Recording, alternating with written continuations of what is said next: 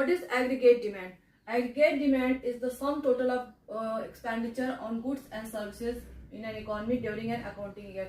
एक इकोनॉमी में, एक अकाउंटिंग ईयर में जितने भी गुड्स एंड सर्विसेज प्रोड्यूस हुए उस पर जो एक्सपेंडिचर हो रहा है उसे हम कहते हैं एग्रीगेट डिमांड।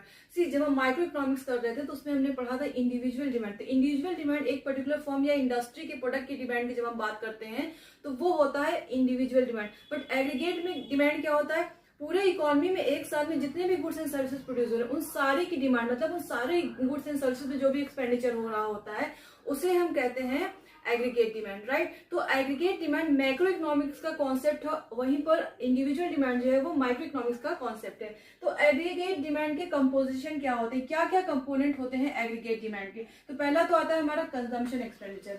क्या आता है? कंजम्पशन एक्सपेंडिचर, यानी कि हाउस होल्ड जो भी एक्सपेंडिचर कर रहा है गुड्स एंड सर्विसेज पर, हाउस होल्ड की डेली रिक्वायरमेंट की जो भी गुड्स एंड सर्विसेज होती है, फ्रूट्स, वेजिटेबल्स, फुटवेयर, क्लोथ्स, या जितनी भी सारी चीजों पर हाउस होल्ड एक्सपेंडिचर करता है वो हमारा होता है कंजम्पशन एक्सपेंडिचर या हाउस होल्ड एक्सपेंडिचर।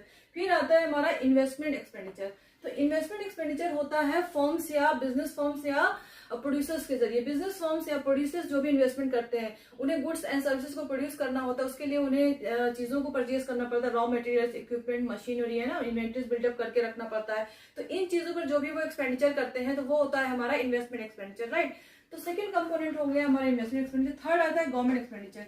गवर्नमेंट जो भी एक्सपेंडिचर करती है इकोनॉमी में, इकोनॉमी के वेलफेयर के लिए, लाइक कोई रिवर प्रोजेक्ट ले रही है गवर्नमेंट, कोई इंफ्रास्ट्रक्चर प्रोजेक्ट ले रही है, कहीं पर रोड बिल्डअप कर, हॉस्पिटल्स बनवा रही है, तो ये सारा एक्सपेंडिचर गवर्नमेंट का होता है, वो होता है हमारा गवर्नमेंट एक्सपेंडिचर। चौथा आता है हमारा नेट एक्सपोर्ट। नेट एक्सपोर्ट कैसे आता है?